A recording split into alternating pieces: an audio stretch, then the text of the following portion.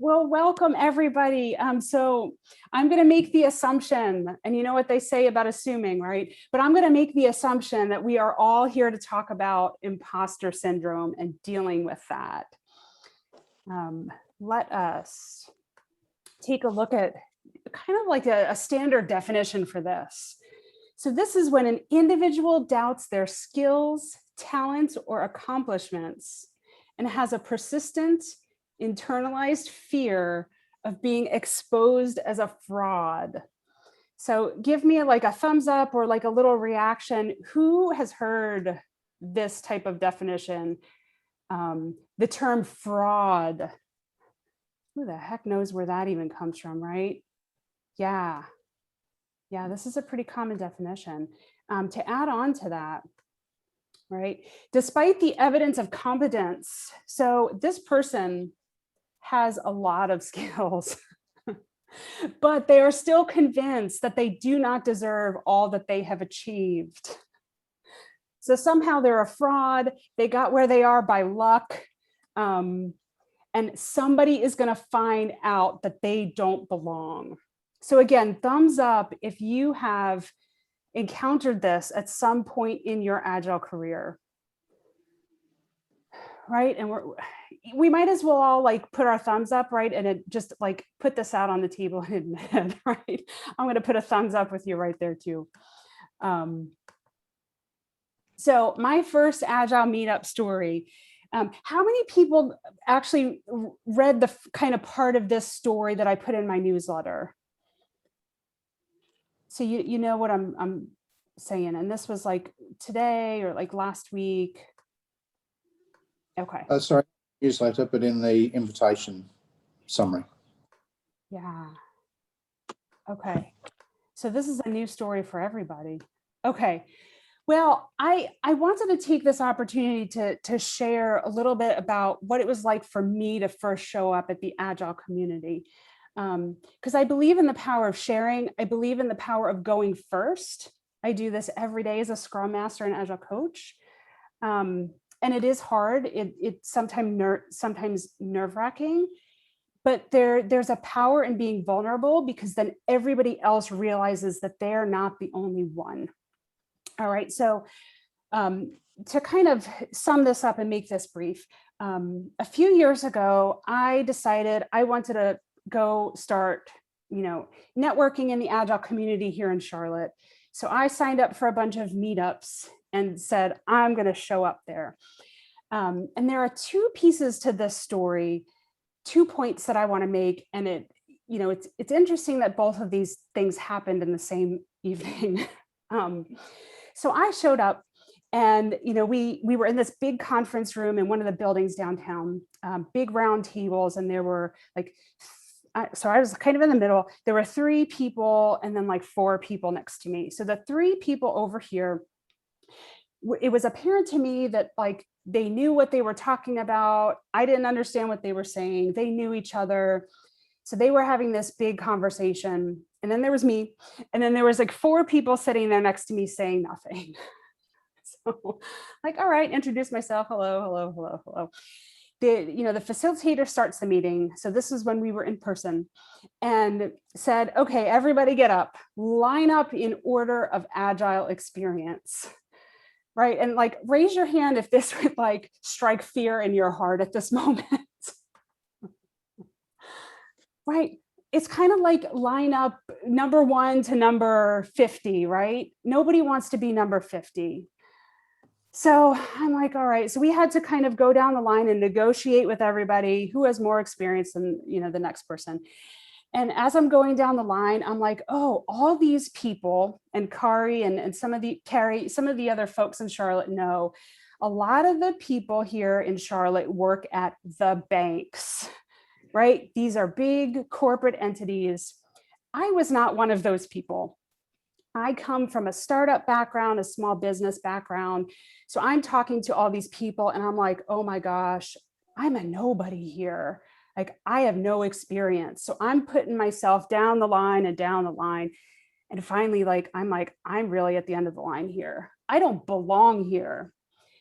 I'm telling myself this, despite the fact that I had so much prior Agile experience. So I wasn't a newbie. I have done Agile across many industries, all sorts of medium and small size companies, but I didn't consider myself qualified because I was not a big corporate, pardon my French, badass, right? The people that did the real Agile. So I felt like an imposter. So my goal was to work through this and keep showing up to these meetups because my purpose was to learn. I wanted to learn from people. So I had to shut that voice up in my head. But I still felt like an imposter. Here's the second part of that story. So we went back to the big table, right? Again, these 3 corporate badasses, me, and like 4 people that were really not saying anything. Turns out these people had no Agile experience, right? So the 3 people who were the very experienced people basically ran over the entire conversation. So they basically dictated everything. They were talking over everybody. And, you know, to me, I'm like, okay, I'm going to work through this. I'm still going to show up next week. But do you think those 4 other people showed up next month? Not next week, but next month? No, they did not. Those 4 people never came back. I was aware of this because I had been teaching yoga for 6 years at this point, and I worked with newbies. So I worked with the people that were really scared to show up that first time. And my goal was to tell them the hardest thing is showing up. The second hardest thing is showing up the second time, despite the fact that your mind is fighting you and telling you, I don't belong here.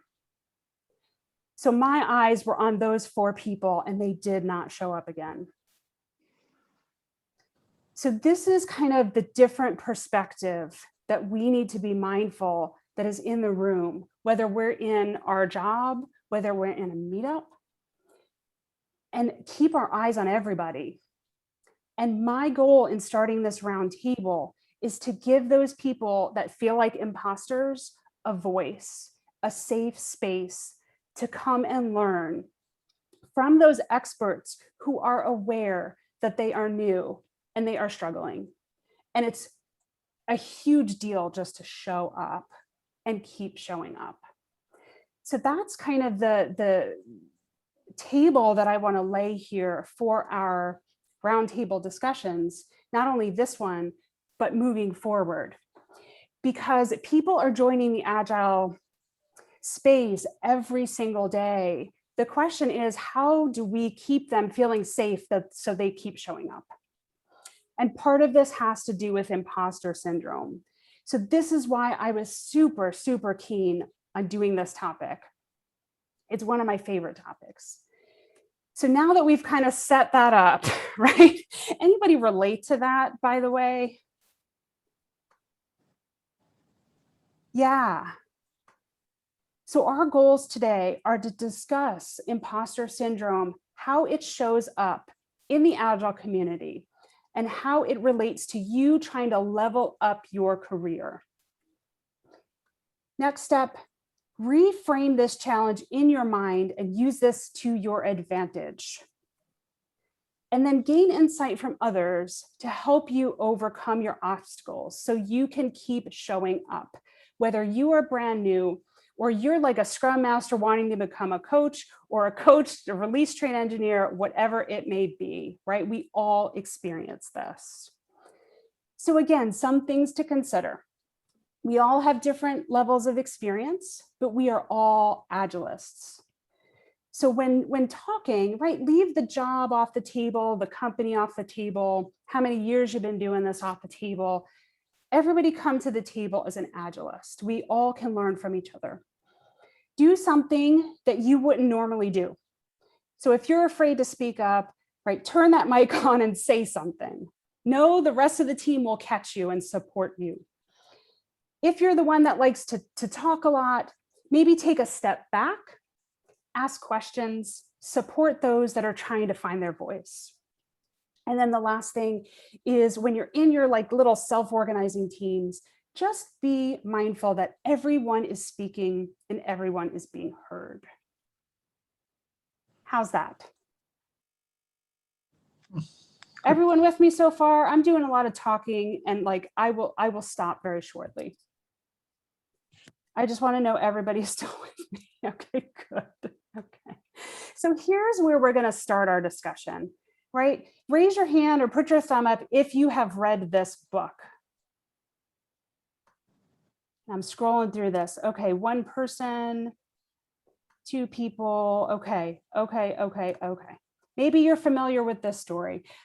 If not, no problem. We're going to watch a quick video clip that's going to outline the major concepts in this book that are going to tee us up for our imposter syndrome conversation. So this is about the battle of David and Goliath. So the underdogs, the misfits, and how they rise up and battle those giants. And I want you to think about who is that giant, right, for you. So I'm going to stop share, and I'm going to have to share something else here. Okay, share sound. And where are we here?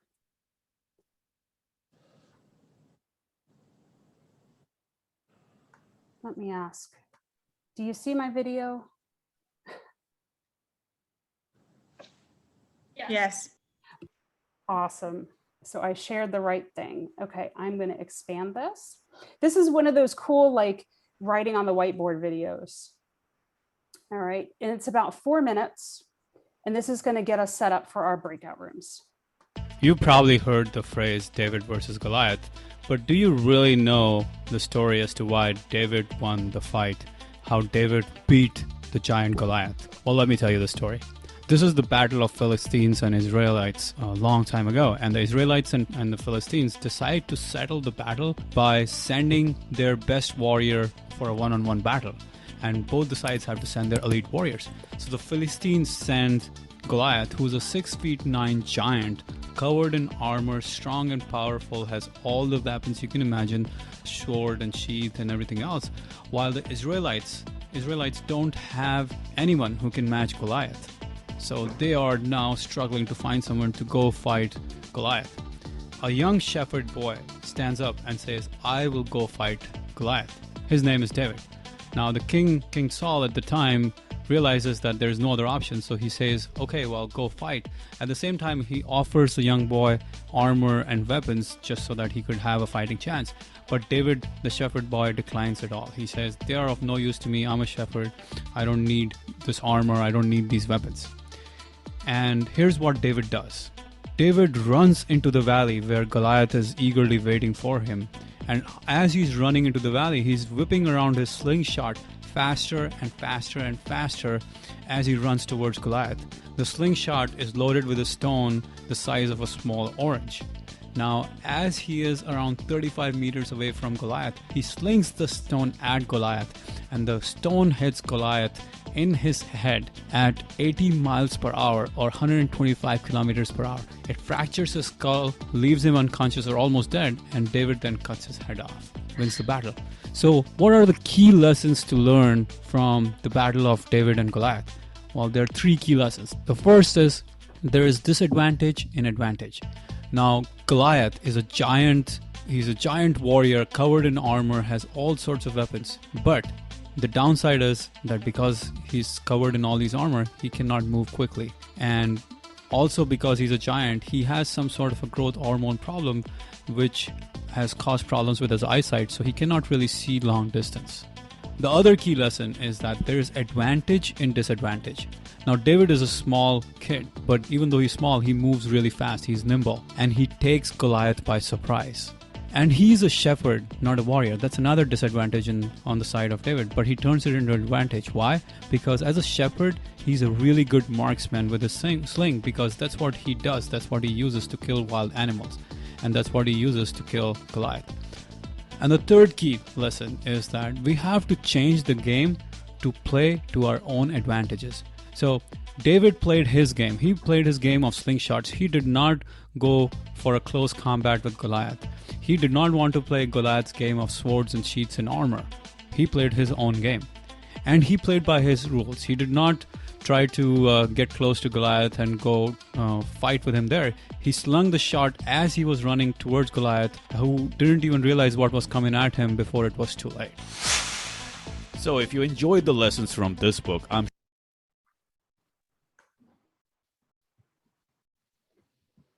Okay. Everybody good? So this is, I mean, I'm not showing this video to talk about killing people. Just to point that out. Okay. Let me share my screen again. And let's keep moving. All right. So your mission as a small group in breakout rooms, say your name, where you're from, one interesting thing about you, right? Again, leave the job and the company and everything off the table. Choose a facilitator for your conversation. That person keeps them on track. If you want to use a Zoom whiteboard, go ahead, right? We couldn't really get it to work, so maybe leave that out for the moment. What I want you to talk about, and there'll be more specific questions on a Google Doc link that I'm going to put in the chat in just a moment. Relate the David and Goliath story that you just saw to this idea of imposter syndrome. So what are the connections here? And it might take some discussion to connect those dots. And then we'll have about 20 minutes to do this. And then we will come back out into the big group and then take a look at what we came up with. Got here just in time. We're coming back from the breakout rooms. Okay. How are you? Good. How are you? I'm all right, thank you. Perfect timing. All right. So everybody's coming back. So we're going to do a quick share out. How did that go? Good.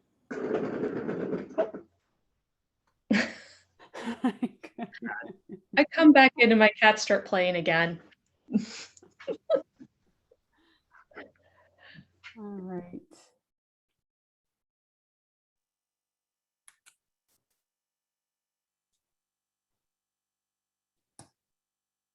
All right.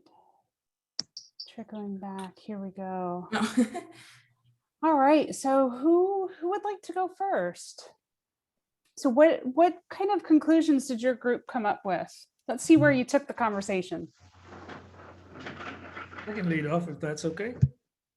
Sure. Yeah, so our group, we had a decent discussion. Unfortunately, I went a little bit too long. I talked about my background as a traditional project manager. First time that I ended up working as a Scrum Master. It was my first time working in Agile way, but the team was experienced. Really, the way I approached that was letting them run the project the way they saw fit, because I'd never done it in that way before and used that as a learning experience for me. It came back again later on in my journey when I worked for a Big Four, thinking that they knew what they were doing. And it turned out that wasn't quite the case. And I didn't feel like it was something that I could easily approach with them, but then I realized they brought me in as a consultant just for that. Another team member on our team has a background in recruiting, so you can understand exactly what the right skill sets are that are needed in Agile. Nancy shared that she uses this thing called the rapid planning method. Did I get that right, Nancy? She's working with somebody who had advanced skills, but not a leader, and believing that they should be the leader, but she learned to lead, although felt like she was at a disadvantage because English is not her first language. She overcame that challenge though, determined to get better at English and overcame the accent barrier. And then lastly, we have a traditional project manager again, who's introverted, but has a big advantage to bring to the table. And that is the ability to sit back and listen with intent. So being an introvert is his superpower. People don't expect him to talk very much, but when he does, he's sure that he's understood the issues at hand and he can be understood. So communication is his kind of sword, if you like. So that's how we ended up our discussions. Excellent. Thank you. Thank you. All right. Who's next? What group would like to go next? I'll go. we talked about, well, we went through each of the questions that you had. So what is David up against? And we talked about he's up against superior experience and superior strength, which we talked about might be skills. So coming into Agile, this is, we're having experience, we're meeting people with greater experience. So David comes in and he assumes that Goliath is going to win, but he has some strengths and he knows that those are where he should focus his attention. And that's how he comes to the challenge. He brings his strengths and he comes with confidence. He's confident in himself that his strengths are going to be successful. And so we talked about how if we look for our strengths and learn how to leverage them, we can gradually gain the skills and the knowledge over time, but we don't have to have those skills right away. And it's the other Jean-Marc mentioned, fake it until you make it. So which is a great approach. And we talked about also how the scenario played out for our Agile journey. We talked a little bit about the analogy itself, and then how some people, in this case, David comes into this challenge with less skills, and he's not really supposed to win, but he does anyway, because he again stays centered and he thinks about the things that he can do well. And Abby said sometimes we forget the things we didn't know before, which I thought is kind of interesting. You when you realize that how far you've come, over time. So yeah, great insights. Thank you so much. All right, group number 3, or next group. I don't know what number you all are. I don't know. I feel kind of called out, because I think we actually were in group number 3. So for us, it was kind of the discussion of there's advantage in being new to the field, because it's not necessarily that you don't know what, it's not about knowing what everybody else has known, kind of the teaching an old dog new tricks. This is how we've always done it, and going in with that mindset of, well, I don't have this skill set that you guys have, but I can bring this that could actually be a little bit better. So, you can teach an old dog new tricks. And just because you've always done it that way doesn't mean it's the right way. Yep, I deal with that all the time. But yes. Anything else you want to add, or that sum it up? Let's see. That's okay. That's in terms of the notes.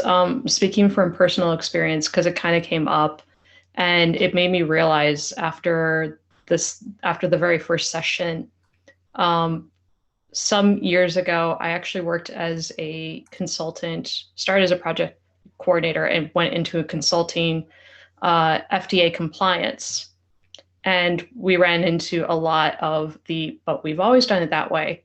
But if you've always done it that way, you wouldn't have gotten slapped with a warning letter from the FDA, and we wouldn't be here. And we often, at the sake of the client, we often had these meetings that could have been done in an email. And I wish I would have had the knowledge of Agile and been able to kind of direct those meetings to make them a little bit more productive. Because there's definitely, I think back, there were a lot of times where it just would have been completely beneficial to have that going on. So that's the personal experience. Well, thank you for sharing. Group number 4, or whatever group is next. Can I add a few points from my experience? Sure. Yeah. So I have dealt with this imposter syndrome throughout my career. and let me be very honest, that I have been anxious and I have been insecure many times, and I felt, oh, I might be falling back. Oh, I don't know anything. They are much better than me, or things like that. I have always dealt with it, but I have found it that this has become a strength of mine. It has helped me to strengthen me, because that kind of pushes me to learn all the time, every day, and I make sure that did I learn something today? That is thing. So changing the mindset, and it is not about just learning the agile. You're working with a team. You have to. Let me see, summarize my approach a little bit. So whenever I am in the new role, be it in agile or anything, I try to see three things: what the skills are required for this role, what are the competencies required for this role. Skills and competencies, mind is two different things, and the values. So these three things helps me to deal with any role, because I have worked in different types of roles all through my career of almost 17 years, okay, across different industries. So skill wise, let's say you are working in an agile role, you need to figure out, let's say you are in a scrum master role, you need to figure out what are the skills you need to pick up. Do you know how to run a stand-up meeting? Do you know how to groom a backlog? Do you know how to facilitate sprint review meeting and things like that? Okay, so you list down these are the skills, and skills are not difficult to pick up. You study some books, you go for a roundabouts, you go take some certifications and things like that. These are not difficult to pick up. Okay, so first list down your skills, which I do, and pick up those skills and try to get a mentor who can transfer some skills and help you to learn those things. Okay, Yeah. Second part is a little bit difficult part: competencies. For example, competencies means a negotiation skill. I'll not call it a skill. I will say, let's say, public speaking or facilitations. These are more of a competency side, okay, rather than being a particular skill. It's not a hard skill, okay. So these are things which grows with you. Means throughout your career, you have developed this kind of competencies: how to speak in a public, how to facilitate a particular sessions, how to resolve conflicts, how to let's say facilitate a discussion and things like that. Those kind of you build over your career, and not only through your professional career, but your academic and career and things like that. Okay, Yeah. so these competencies are a little bit hard to build, but you have to look into those things and always look, how do I improve? If you need to improve your competency in the public speakings, join different clubs and things like that, where help you, like Toastmaster International and things like that, where you can build that competency. Okay, and the third one, which I found that the most difficult part to pick up, the values. It is not easy to imbibe any value in a person. They are grown up in such a way, their academic career has been in such a way, their professional career that build it. So for example, in Agile, very early in my career, I started in Agile, and I believe that test-driven approach should always be taken. Always you have to write the test before you write the code. But when people comes in, you can teach them Scrum and things like that. But imbibing this value that you should always focus on the quality, and you should first write the test and then you should write the code. Okay, or let's say a pair programming or things like that. This kind of different values, which you would like focusing on the stakeholder needs and things like that. These values are very difficult to imbibe.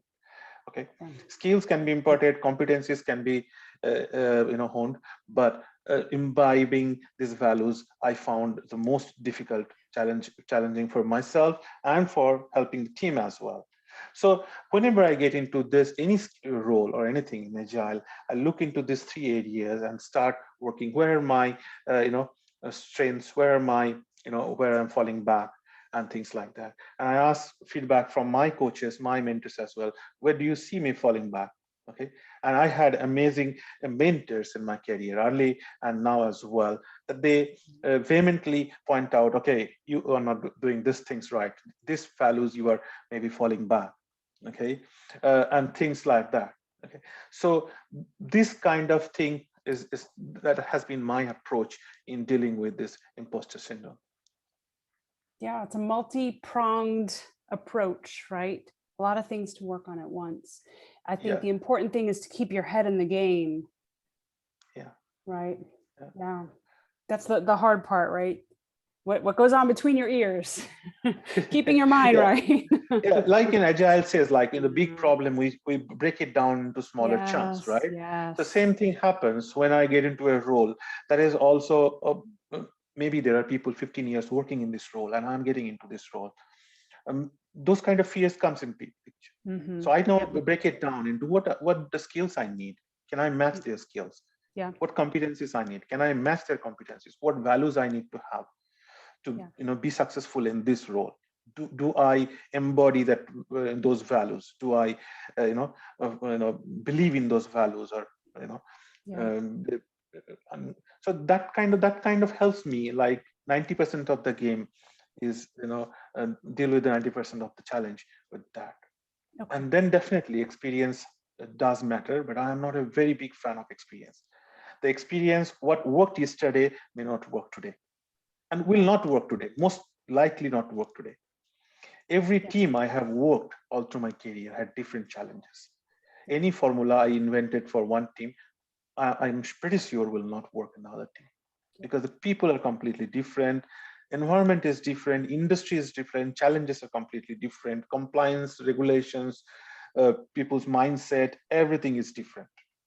Okay. Can we just ask Daphne, do you have a question for Sanjeev, or a question in general? I wanted to wait for him to finish because he was touching on some of the question that I had, because I am not a software developer. As I shared in my team that I'm an educator of 20 plus years, that being a technical coach, and I finished my PhD and I'm done with school. However, I'm not done with education. I think educational technology have a big value. So when I saw yours, I didn't know it was going to be for majority software developers. Is the word agile that caught my attention, and the imposter syndrome. That mainly that, because I want to get into that field. I am an end user of technology. I'm a consumer. I've used it to create. So I wanted to get myself in a position where I use my years of teaching to partner with software designers to offer consultation for education. So that's why. But he answered my question because he said skills, competency were different. And giving the examples, I didn't think they were different. And even with his example, Sanjeev, that to me they're still the same. If you skill at something, you're competent on it. Am I wrong? Like, to me, isn't it competency and value? For example, as I said, I'm an end user of technology. I'm skilled in using it. I'm competent when I could do training on using it. My value is I appreciate what's being done. And my mindset is I believe every teacher should be using technology. You understand what I'm saying? So, Sam Jib, maybe why I are they can different? Yeah, for example, let me give you a simple example. Let's say where I am saying the skills and competencies are a little bit different. For example, if I ask someone to use Microsoft Word or Microsoft Excel tomorrow, okay? So what I can do, I can ask him or her to take a 1 hour tutorial from YouTube or somewhere and learn it.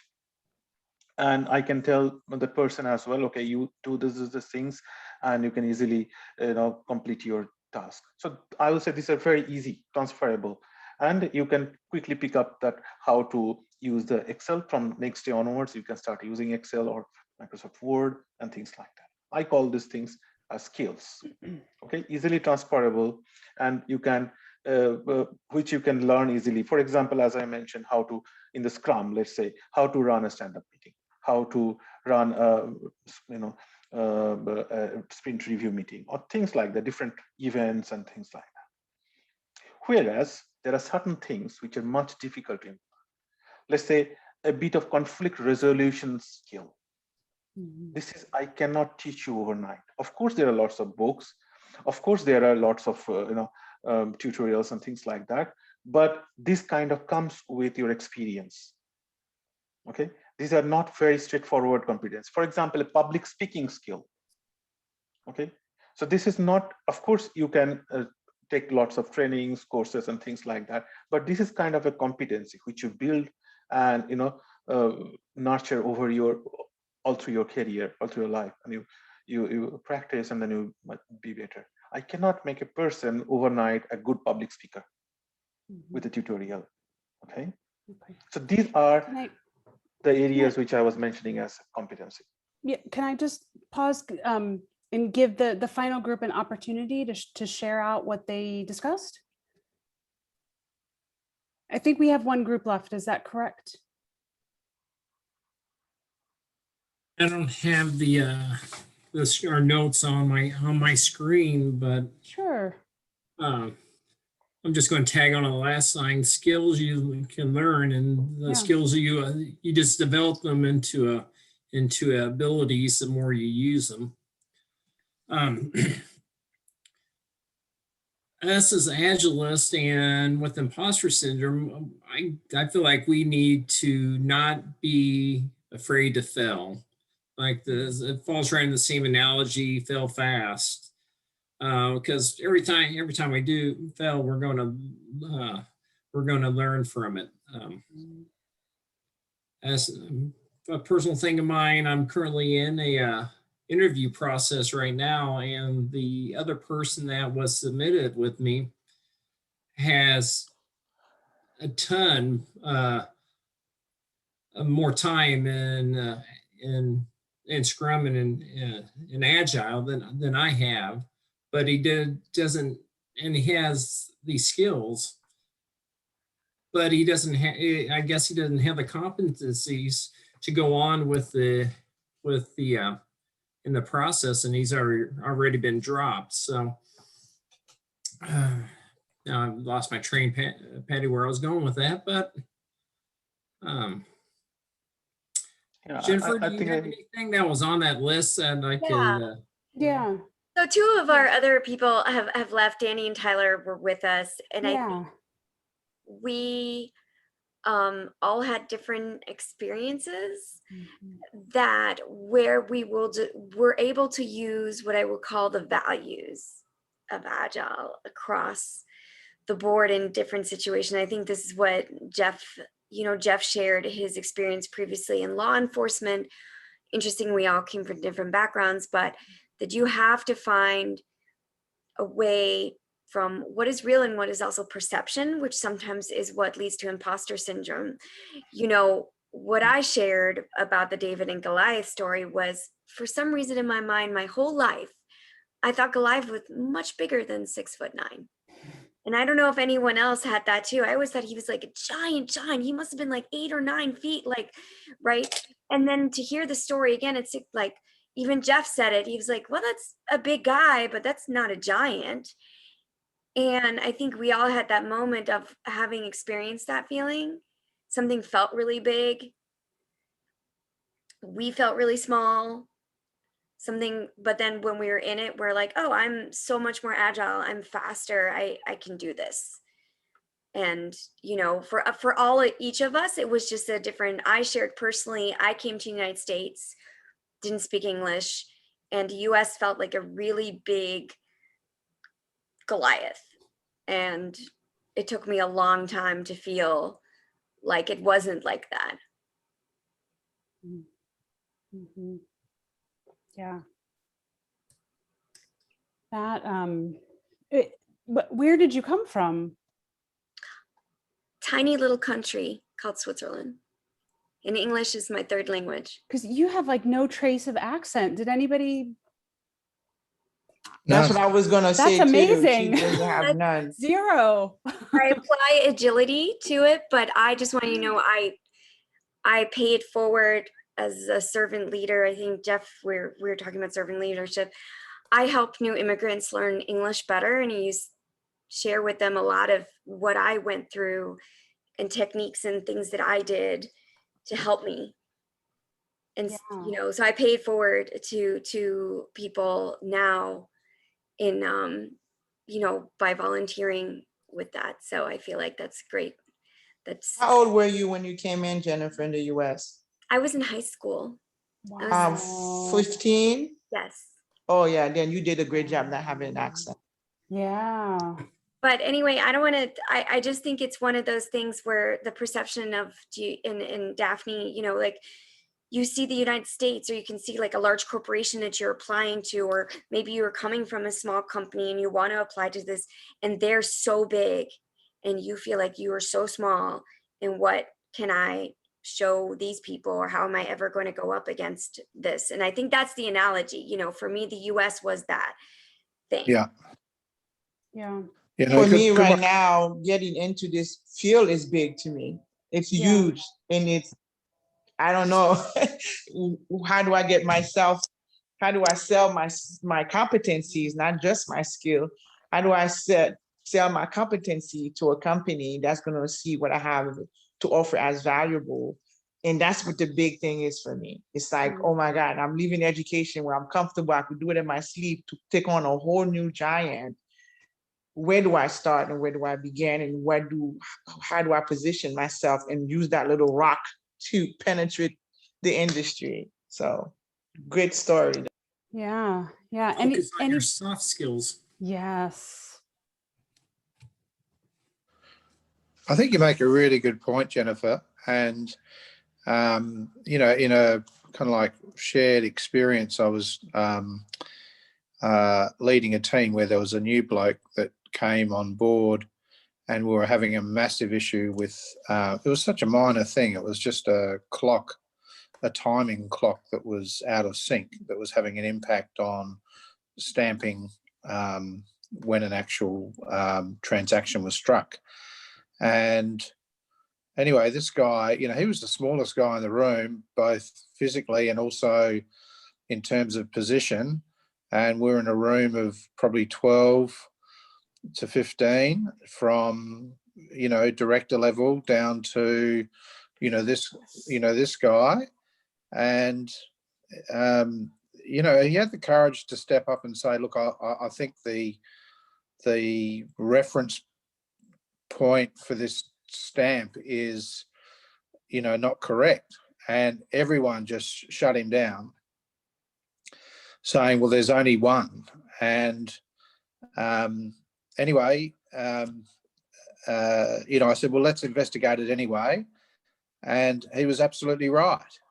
And I think that power and balance, you know, between, you know, if you think of Switzerland in terms of the physical size and the number of people compared to America, it's obviously a huge contrast. But, you know, tying it back to the David and Goliath, you know, the small guy in the room is just as powerful as the biggest guy. Or when I say guy, I'm talking about male and female.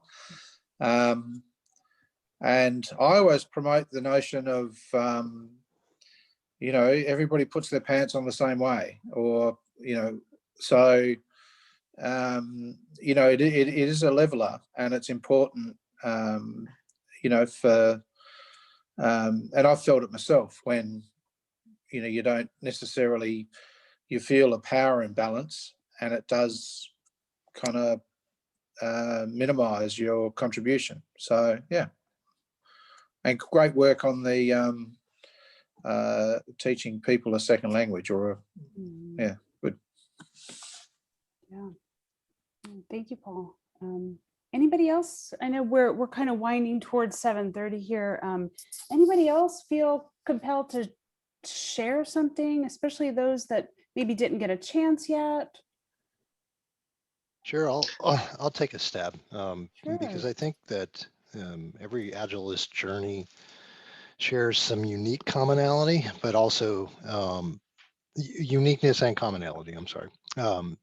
And for me, I think the struggle was, how do I relate past experience where I was actually using Agile practices to be able to convey the story that, hey, I may not have been certified as a Scrum Master or a product owner, but in these particular instances, I realized that I was using the tools and the techniques without even knowing it, because that was a better way of working.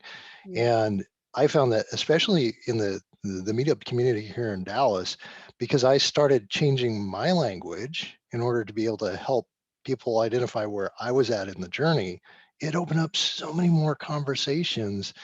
And I was able to get coaching in the process, which prepared me to step into the role as a Scrum Master and an Agile coach, because they saw how I was thinking about the practical application of the skills. And kind of going back to what Sanjeev was saying, with public speaking, I knew that I had developed a certain amount of capability. It was just being able to communicate that capability in the same fashion, in the same language that the Agile community was used to hearing it. And I found that it opened up a number of doors for me. And, I've enjoyed continuing to learn and grow, and then of course, coach and mentor and be a Sherpa for others who are going through the same process. Yeah.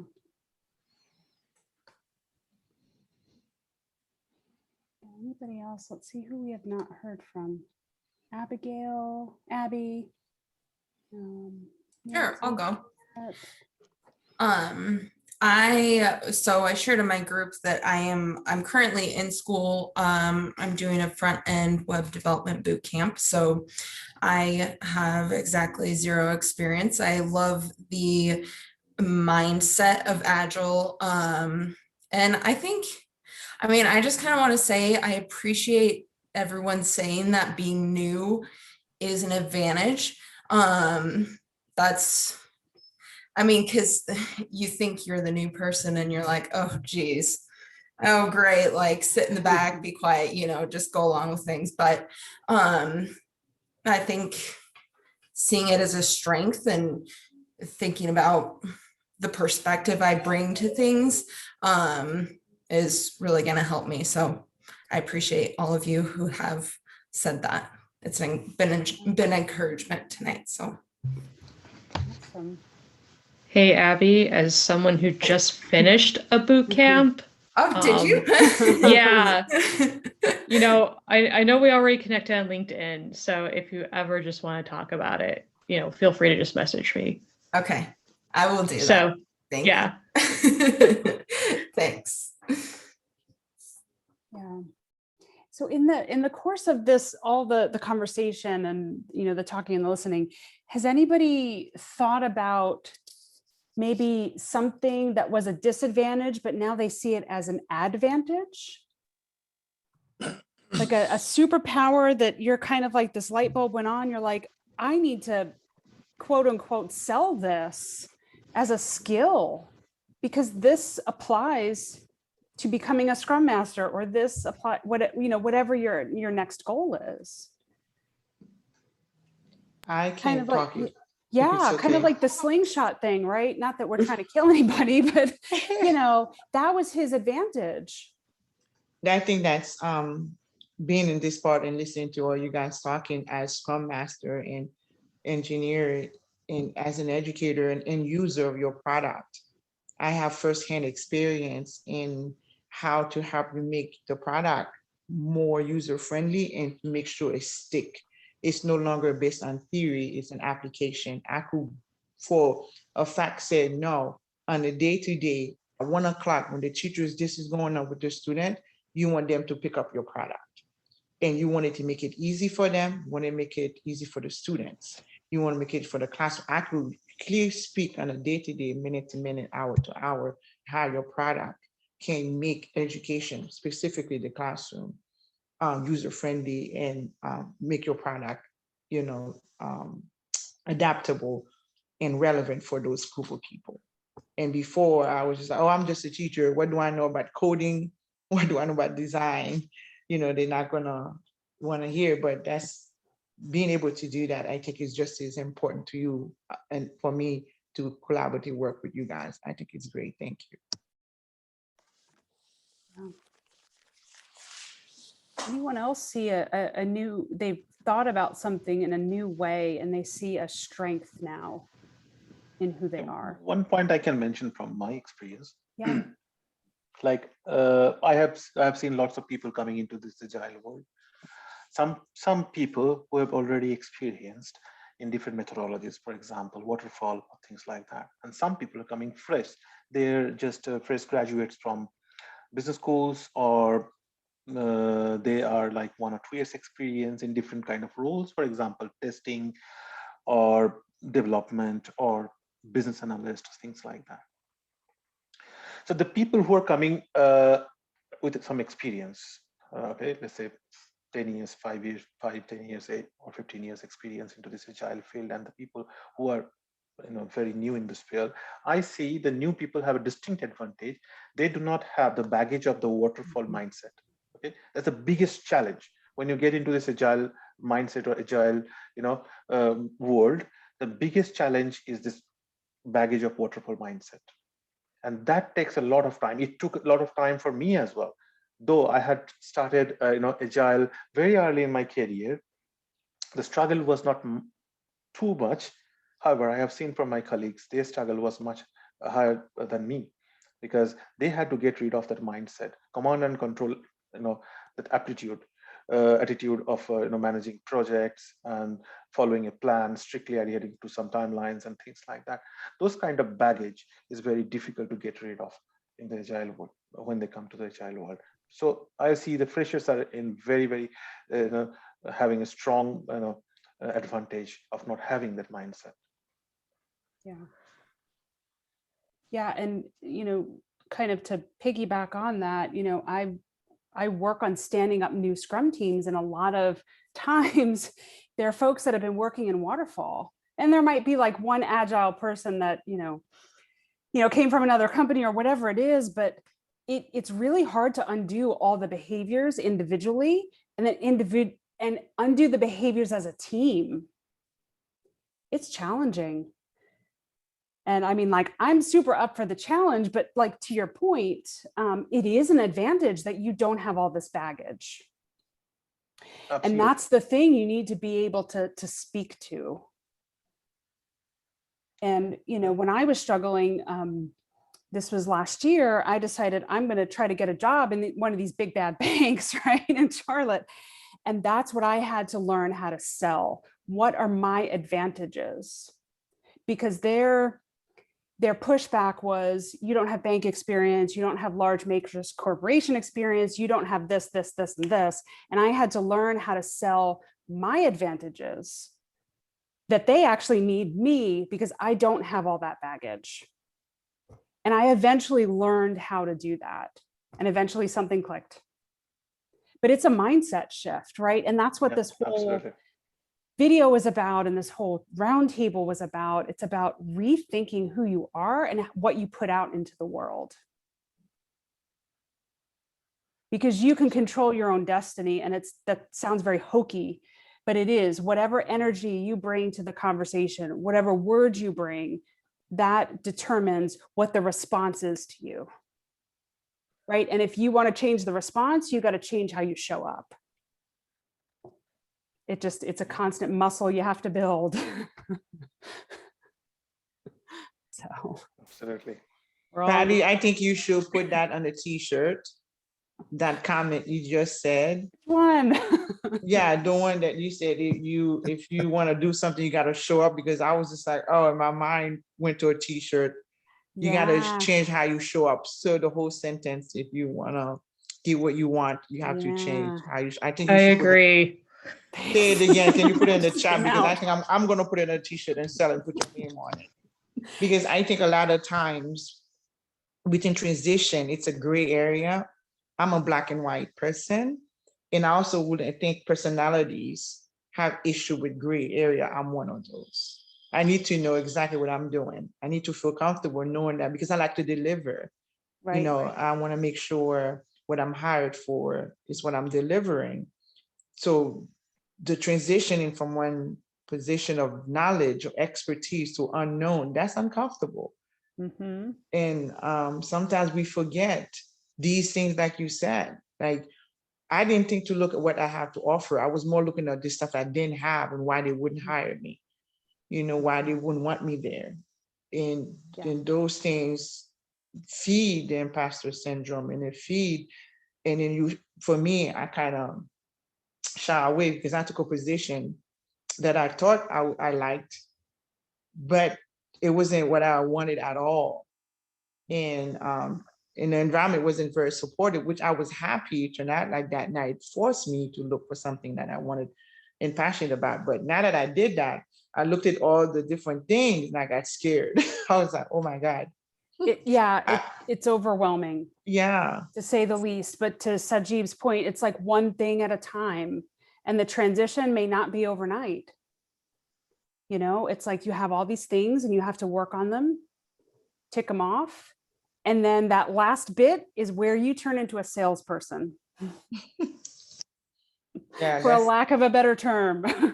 That's what we're doing, but you should put that on a t-shirt. I think it's simple. It bring the point home. And I thank you so much for doing that. I'm glad I was able to join. I don't know you, but I'm glad I found you at the right time. Synchronicity, whatever that word is, synchronicity, whatever. Synchronicity, yeah. Synchronicity, yeah, because you came at the right time. I know we're at time here, but just to wrap this up, all this stuff I learned through the study and practice and teaching of yoga. And that is something that I have learned to own as a Scrum Master, because I saw that as, oh my God, these people are going to think I'm weird. They're not going to take me seriously. This is the story I told myself, but all this emotional intelligence, this empathy, changing how you show up, changing who you are inside, projecting out that new person. I learned it all in yoga. And I'm like, not even kidding you. And that 6 years that I taught reshaped who I was as a person, and it allowed me to take these big career leaps, because without it, I wouldn't have been able to do it. The mindset was not there. So anyway, I want to thank you all for coming. I know people have been kind of dropping off as we've been getting, past 7 o'clock here in Eastern time. The next round table will be on June 8th. So I will send out the video. I will send out the link to the new invite. I also have something else I'm putting on the calendar. As I mentioned, I'm a career transition coach. I help people change from like one thing to the next in the space of Agile. So I'm about to launch some other things related to that. So kind of keep your eyes open. But if you feel like you need some help, please reach out to me, because those are the services that I offer as well. Thanks, Patty. Thank you, Patty. You're welcome. Have a great rest of your evening, morning, whatever it is, and then I'll see you next time. Bye-bye. Okay. All right. Bye, everyone. Yes, bye. Bye. Bye.